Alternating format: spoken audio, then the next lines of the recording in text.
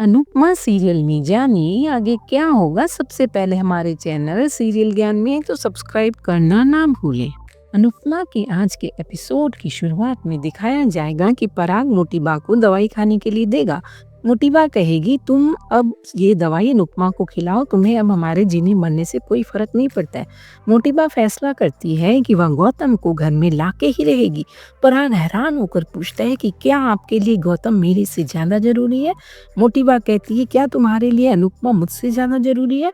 तभी ख्याति घबराते हुए आती है। वह राही से कहती है कि मुझे तुम्हें कुछ बताना है।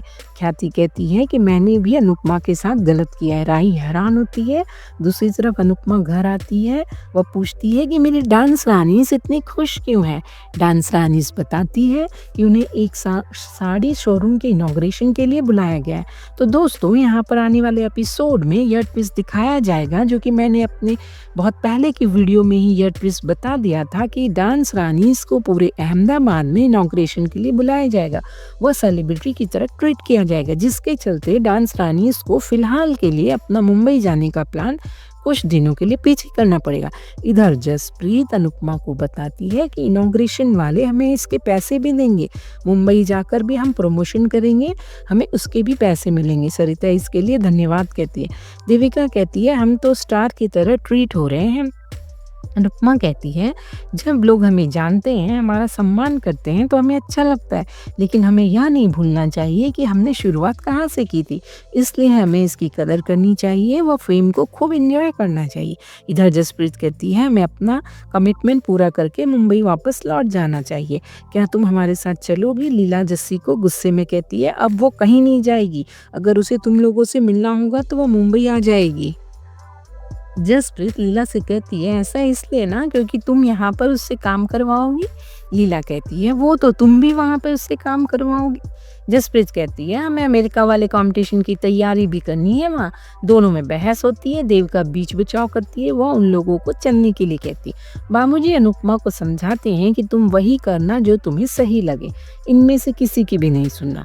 अनुपमा परेशान होती है। दूसरी तरफ ख्याति के सच से राही परेशान होती है। पूरा कोठारी परिवार चौंक जाता है।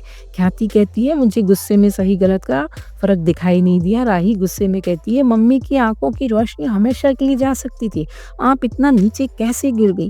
ख्याति दुखी होती है। वह कहती है अनुपमा को ये बात पता है। वह ख्याति राही को पूरी बात बताती है।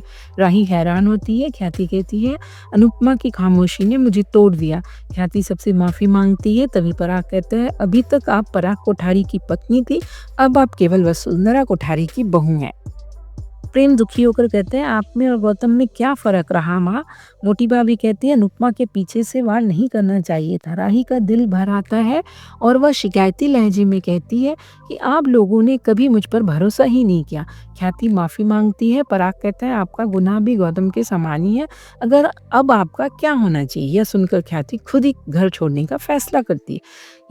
यह सुनकर सभी हैरान होते हैं। दूसरी तरफ डांस रानीज रास्ते में जा रही होती है। तभी सभी उनके पास आकर सेल्फी लेते हैं। सभी खुश होते हैं। अनुपमा सभी को कहती है कि हमें यह एक धन्यवाद भगवान को भी देना चाहिए क्योंकि उन्होंने हमें यह मौका दिया। देविका कहती है यह मौका एक बार ही मिलता है, इसलिए जब भी मिले हमें भगवान का धन्यवाद करना चाहिए और इसे फुल एंजॉय करना चाहिए। सभी भगवान को थैंक यू कहते हैं। इसी बीच उन्हें दूर से कोई देख रहा होता है। इधर लीला ख्याली पुलाव पकाती है।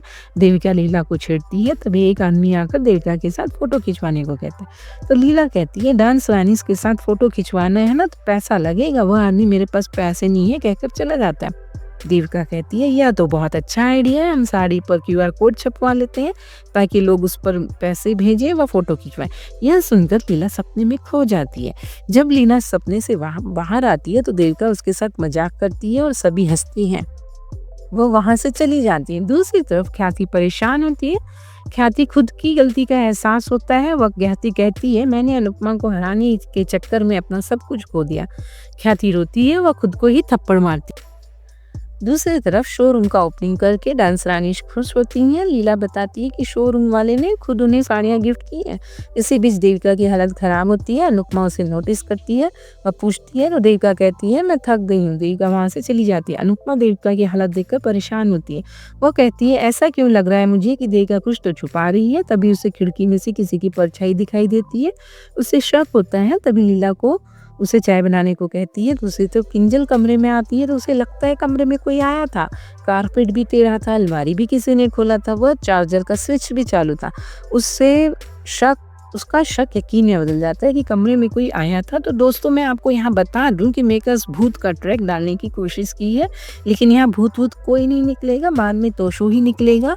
वह सभी से तोशो माफ़ी मांगता हुआ दिखाया जाएगा और उसे सभी माफ़ कर देंगे। तोशो एक बार फिर शाह परिवार के साथ रहता हुआ दिखाया जाएगा और उसके बाद रोड ट्रिप का ट्रैक चलाया जाएगा, जिससे सभी गर्ल्स गैंग रोड ट्रिप के लिए जाएंगी। खैर इधर किंजल का शक यकीन में बदल जाएगा कि कोई है। दूसरी तरफ ख्याति सामान लेकर घर छोड़कर जाने लगती है। वह कहती है मेरी गलती माफ़ी के लायक नहीं है, फिर भी हो सके तो आप सभी मुझे माफ़ कर दीजिएगा। मीता मना करती है। पराग कहता है इसे जाने दो।